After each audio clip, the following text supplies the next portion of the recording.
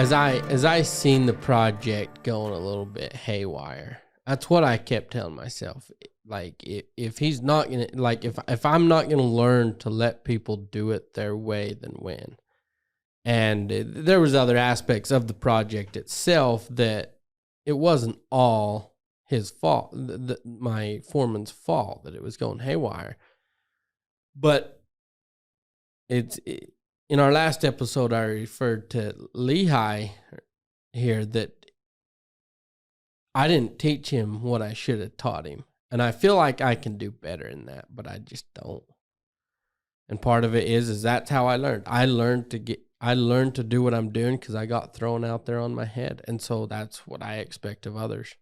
With it cost the company money. It cost the company, it was a $940,000 job, and we lost close to 10%. We paid close to $90,000 to do that job.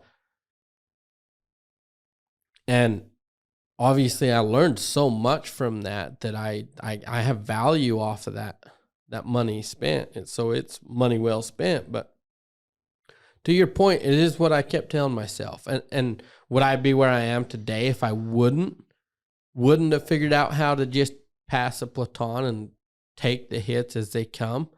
I don't know, because that is a truth. One of the we all know Merrill Jessup from our childhood. What he said is it took him, he was in the equipment, earth moving, excavating, and he said that every time he was training someone in on equipment, it cost him $100,000. And so the truth of it is, I mean, imagine you're trying to train a foreman in on $1 million project. Like, what's the ratio? It's going to cost you some money. So you have a great point there.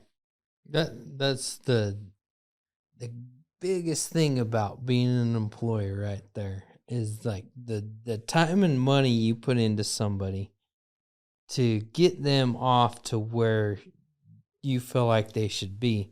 You're so far, it's hard to put a number on the price to train somebody. But it's actually in the same aspect, it's priceless. Yeah, especially in that high of a job description, the foreman, you're responsible for that success of $1 million project. Absolutely. Or more.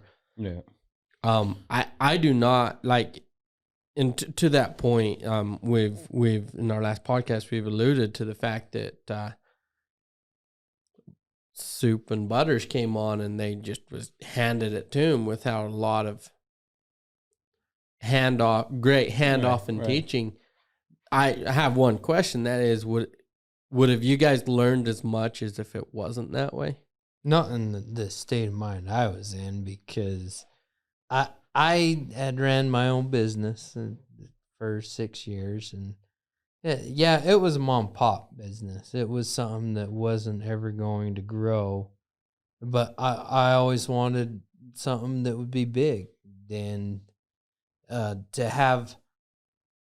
come into it, I thought that I knew a lot more than I really did. So I was pretty humbled as far as the difference between where I was, my background, and what I was actually getting into.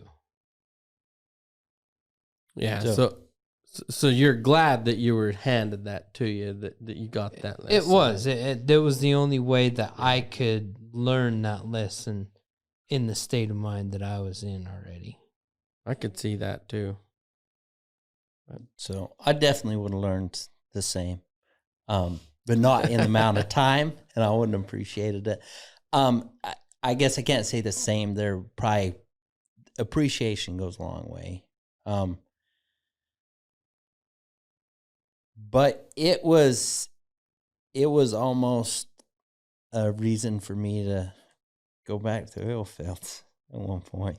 I was scared there for a few months. It was rough when I got, but you just have to get through the situation, the bad situation, and man, it's so rewarding when you're on the other side of it and it's behind you.